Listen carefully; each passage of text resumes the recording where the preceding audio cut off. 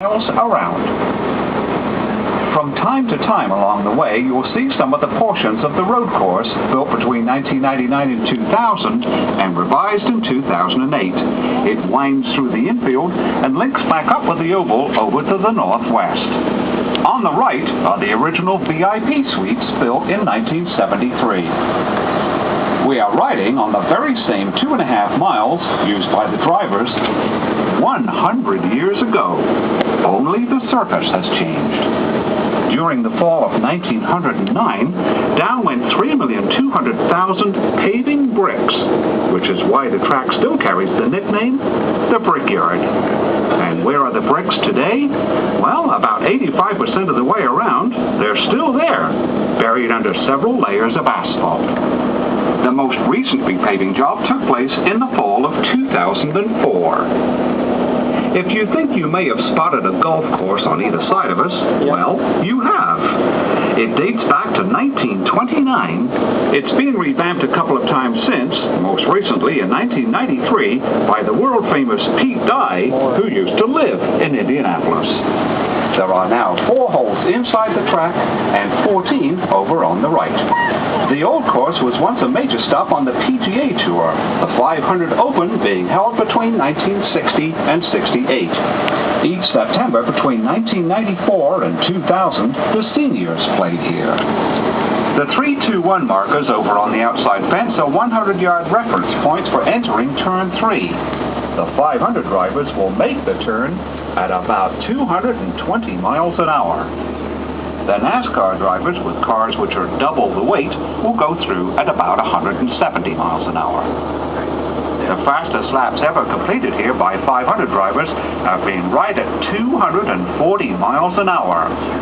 That means negotiating a 2.5-mile lap in less than 38 seconds. Or to put it another way, it's the equivalent of traveling down a football field in about 0.9 of 1 second.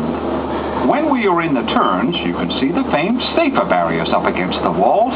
They have done much to absorb the energy in the event of an accident resulting in wall contact. Safer barriers are coming into more and more use at major tracks, but the very first one was installed at this one in 2002. Carl Fisher had 3 partners, one of whom was James Allison, founder of the famed Allison Engineering.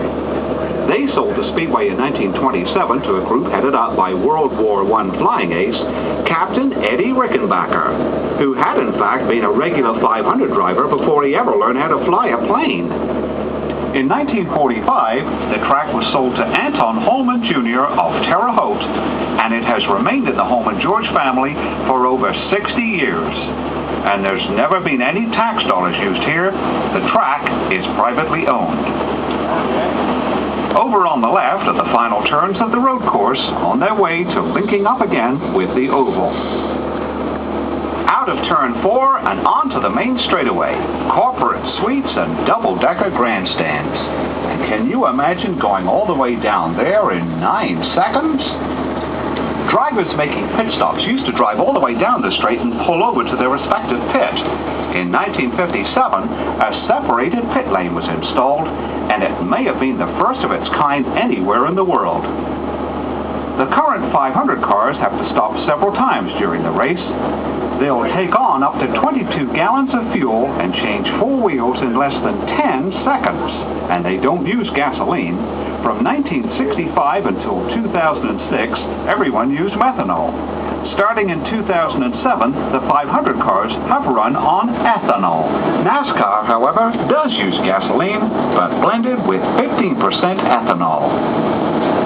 The tall building on the left is called the Pagoda. It was completed in 2000. This is where the Master Control Tower stood from 1957 until 1998. And prior to '57, a Japanese-style pagoda occupied this spot.